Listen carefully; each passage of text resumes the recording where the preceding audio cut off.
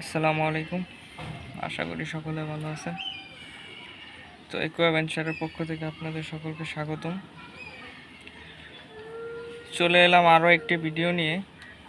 তো এই ভিডিওটা মূলত যারা নতুন মাছ চাষি, মানে মাছ চাষ করতে আগ্রহ তাদের জন্য আর কি, তাদের জন্য কিছু টিপস। যারা নতুন শুরু করতে যাচ্ছেন তারা কিভাবে শুরু করতে পারেন ওগুলোই আপনাদের বিস্তারিত বলবো আর কি। তো আমি যখন শুরু করছি তখন মূলত আমি ছোট ছোট ককশিট, তারপর ছোট ছোট ক্রেট, এগুলোর মধ্যে আমি মাছ পালছি আর কি। তো এটা যারা বিজনেস হিসাবে নেবেন, প্রথমে বলে রাখি যে আপনারা যারা প্রথমে বিজনেস হিসাবে নেবেন তাহলে এটা করা সম্ভব হবে না। আর যদি শখ থেকে করেন তাহলে এটা করতে পারেন। শখ থেকে তারপর আস্তে আস্তে আপনারা বিজনেসের দিকে নিয়ে যেতে পারেন। আমার মূলত এটা শখ করে করার, কারণ আমার বিজনেসের কোনো চিন্তা নাই, আমি এখনও স্টুডেন্ট। তো শখের পাশাপাশি আমি কিছু সেলও করি। আমার ফেসবুকে কিছু পরিচিত ভাই ব্রাদার আছে, তারা নিয়ে যায়, আবার তাদের কাছ থেকেও আমি নিয়ে আনি। তো মূলত যারা নতুন চাষ করতে চাচ্ছেন তারা এভাবে বড় করে না করে আপনারা ছোট ছোট ক্রেটে বা ককশিটে আপনারা করতে পারেন। তো আমি মূলত এখানে দেখতে পাচ্ছেন এই যে নীল কালার যে ড্রামটা, এটা আমি ফার্স্টে এটার মধ্যে করি। তো এটাতে আমি কিছু মিক্স প্লাটি, তারপর মিক্স গাপ্পি যা শুরু করছিলাম প্রায় আজ থেকে 2 বছর আগে।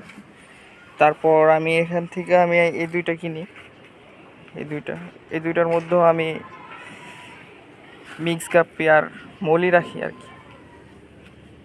দেখতে পাচ্ছেন ড্রামগুলো, তো এগুলার থেকেই আমি করি আর কি।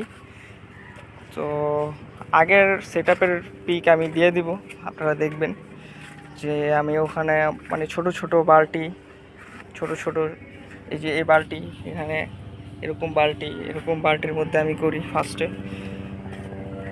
এরপর আস্তে আস্তে আমি শখ থেকে আমি আস্তে আস্তে বড় সেটআপ করার চিন্তা ভাবনা করি আর কি। তো আপনারা যারা শুরু করতে যাচ্ছেন তারা অবশ্যই মাথায় রাখবেন যে মাছটা যেন কোনোভাবে স্ট্রেস না হয় আর কি। তো আপনারা যে ছোট জায়গায় রাখবেন, চেষ্টা করবেন যে ওখানে কোনোভাবেই তাদেরকে ভয় পাওয়ানো যাবে না আর কি। আর পানিটা সবসময় ক্লিন রাখবেন আর পুরাতন পানি ইউজ করবেন। তো এই বিষয়টা পরে আসি। প্রথমে আমি এই যে ককশিট এভাবে আপনারা করতে পারেন, দেখতে পাচ্ছেন ককশিট, এখানে 4টা ককশিট একসাথে লাগিয়ে তারপর আমি পলিথিন ইউজ করছি, এভাবে আপনারা করতে পারেন। তো যারা প্রথমে করতে যাচ্ছেন তারা মিক্স গাপ্পি দিয়ে শুরু করবেন, কোনো ফেন্সি গাপ্পি বা দামি আইটেম দিয়ে শুরু না করাই ভালো, কারণ আপনারা প্রায় পরীক্ষামূলকভাবে এটা করতে পারেন আর কি। তারপরে আপনারা যখন দেখবেন যে আপনার মিক্স গাপ্পিটা আপনার কাছে টিকছে বা আপনি ভালোভাবে করতে পারতেছেন, তখন আপনারা ফেন্সি আইটেম নিয়ে কাজ করতে পারেন। আমিও এরকম মিক্স গাপ্পি দিয়ে শুরু করছি, আমার প্রচুর মাছ মরছে। তো এই সেকশনটা হচ্ছে প্রচণ্ড ধৈর্যের বিষয়। আপনার প্রচুর মাছ মারা যাবে, কিন্তু আপনার মন খারাপ করা যাবে না যে হাল ছেড়ে দিবেন, এরকম করা যাবে না, আপনার চালিয়ে যেতে হবে। আমার প্রায় অনেক মাছ মারা গেছে। এই মাঝখানে গরম পড়ছিল, ওই গরমেও আমার প্রচুর পরিমাণে মাছ মারা গেছে। তো এই হলো কথা। তো আপনারা সবসময় চেষ্টা করবেন যে মিক্স গাপ্পি দিয়ে শুরু করার জন্য, কারণ অনেকেই আছে শখের বসে ফেন্সি আইটেম নিয়ে আসে, প্রায় 500 থেকে 600 টাকা জোড়া। তো ওই আইটেম দিয়ে প্রথমে মাছ পালা শুরু করে, কিন্তু টিকাতে পারেন। তো আমার কাছে অনেক কাস্টমার আসছে, বলছে যে ভাই আমি ফেন্সি আইটেম দিয়ে শুরু করছি, বাট আমার কাছে গাপ্পিটা টিকে না। তো আমি ওনাদেরকে বললাম যে আপনারা মিক্স গাপ্পি দিয়ে শুরু করেন, যেন পরবর্তীতে আপনি ফেন্সি আইটেম দিয়ে করতে পারেন। কারণ মিক্স গাপ্পিটা বেশি একটা দাম না, তো ওই চিন্তা করলে মিক্স গাপ্পিটা অনেক পাওয়াও যায় 20 টাকা 30 টাকা করে। তো ওইগুলো দিয়ে আপনারা মানে পরীক্ষামূলক রাখতে পারেন। তো এখানে দেখতে পাচ্ছেন আমার অ্যালবিনো কুইন। তো এমন একটা সময় ছিল যখন অ্যালবিনো কুইন নাম শুনলে মানে আমি ভয় পাইতাম, বাঁচাতে পারবো নাকি। তো এখন আমি অ্যালবিনো কুইও নিয়ে আসছি। তারপরে এখানে আছে পার্পল ড্রাগন, এটা অনেক সেন্সিটিভ মাছ, মানে এগুলা মেলগুলা সবচেয়ে বেশি সেন্সিটিভ ফিমেলগুলোর থেকে। আমার অভিজ্ঞতা থেকে বলবো যে প্রথমে আমি মেল নিয়ে আসছিলাম, ফিমেলও নিয়ে আসছি দুইটাই। তো মেলগুলো আমি টিকাতে পারিনি, এরপর ফিমেলগুলা মানে প্রায় 2-3 মাসের মতো একাই ছিল। এরপর আমি অনেক কষ্ট করে নারায়ণগঞ্জের এক ভাইয়ের থেকে আমি মেল কালেক্ট করি আর কি। তো এখন দেখতে পাচ্ছেন প্রচুর পরিমাণে বাচ্চা দিছে। তো এগুলোও রেডি হয়ে গেছে, আপনাদের দেওয়ার মতো রেডি হয়ে গেছে। যদি কারো লাগে কন্ট্যাক্ট করবেন, আমি ফেসবুক আইডি আর হোয়াটসঅ্যাপ নাম্বার দিয়ে দিব ডিসক্রিপশন বক্সে।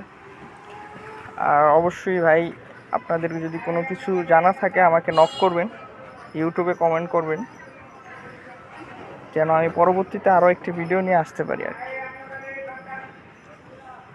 তো এই যে দেখতে পাচ্ছেন আমার আইপিসি। আপনারা যদি আইপিসি দিয়ে করতে চান তাহলে ভালো হয়, এটা বড় সাইজের একটা জায়গা, স্পেস অনেক বেশি, আপনারা চাইলে এটা দিয়েও করতে পারেন।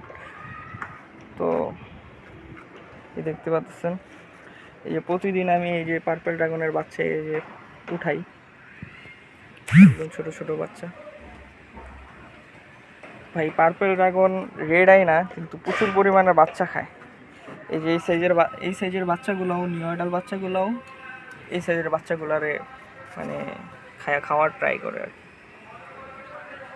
এই জন্য ভাই অনেক সাবধানতার সাথে বাচ্চাগুলো তুলে নিতে হয়। তো এদিকে দেখতে পাচ্ছেন প্রচুর পরিমাণে শিম।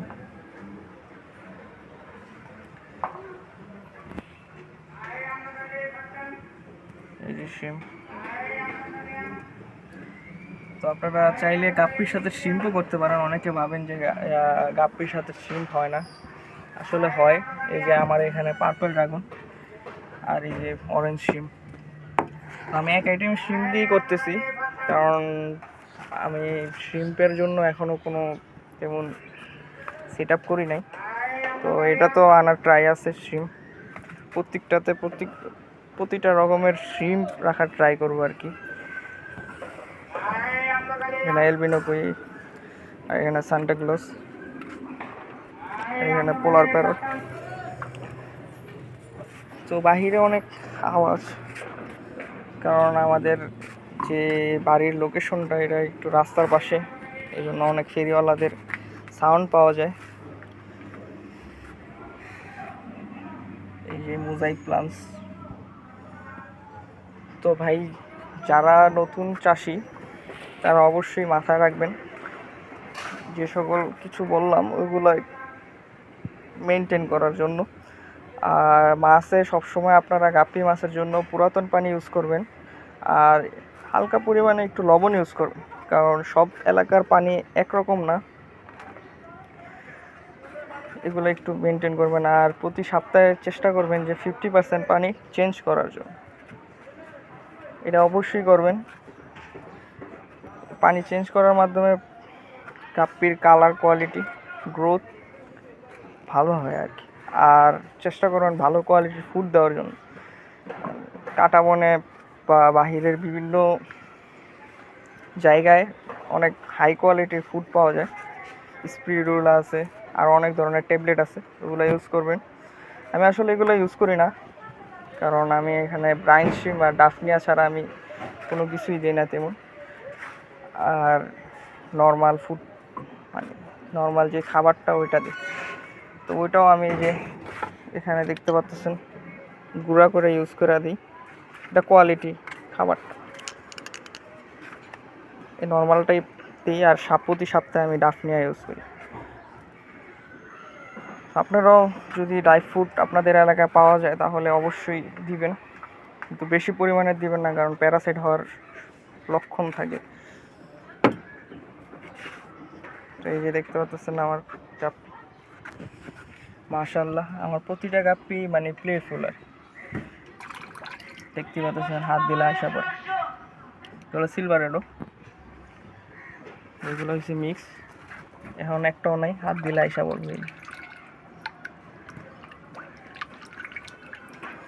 ওই আসতেছে, সব সিরিয়ালে আসতেছে ওই যে, মানে এই জিনিসটাই আমার ভালো লাগে যে হাতের মধ্যে আইসা পড়ে খাবার খাওয়ার জন্য।